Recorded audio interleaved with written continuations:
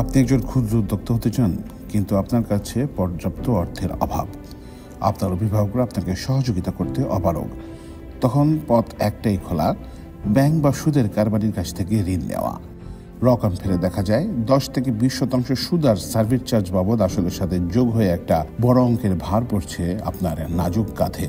প্রতি মাসে যেভাবেই হোক এই টাকা পরিশোধ করতেই হয়। মানসিক চাপে জীবন থাকে দিশেহারা।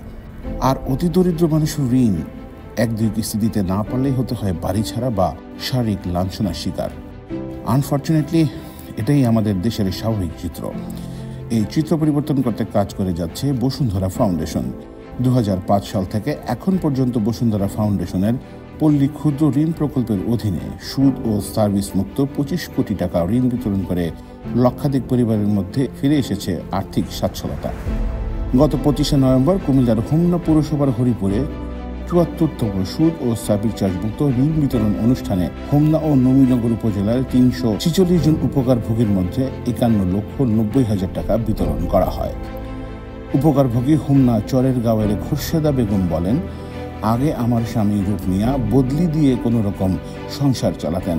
এখন বসুন্ধরা ফাউন্ডেশন থেকে ক্ষুদ্র ঋণ নিয়ে ব্যবসা করেন। প্রথম 3 মাস কিস্তি দিতে হয় না, তাই ব্যবসা করে পুঁজি বাড়ে, আবারও সংসারও সুন্দর মতো চলে।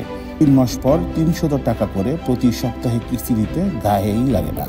আগে অনেক দুঃখ কষ্টে চলতে হতো, এখন ক্ষুদ্র ব্যবসা করে সুন্দরভাবে সংসার চলছে। বাংলাদেশের ইতিহাসে বসুন্ধরা ফাউন্ডেশন সুদমুক্ত ও সার্ভিস মুক্ত ঋণ দিচ্ছে, যা মানব কল্যাণে খুবই প্রয়োজন। উপকারভোগীরা বিগত সময়ে যারা সুদমুক্ত ঋণ নিয়েছেন তা পরিশোধ করে কেউ তৃতীয় বা চতুর্থবারের মতো আবারও ঋণ নিয়েছেন। দারিদ্রতার কষাঘাত থেকে মুক্ত হয়ে তারা এখন স্বাবলম্বী হয়ে এগিয়ে যাচ্ছেন। সমাজে পেয়েছেন সম্মান ও মর্যাদা।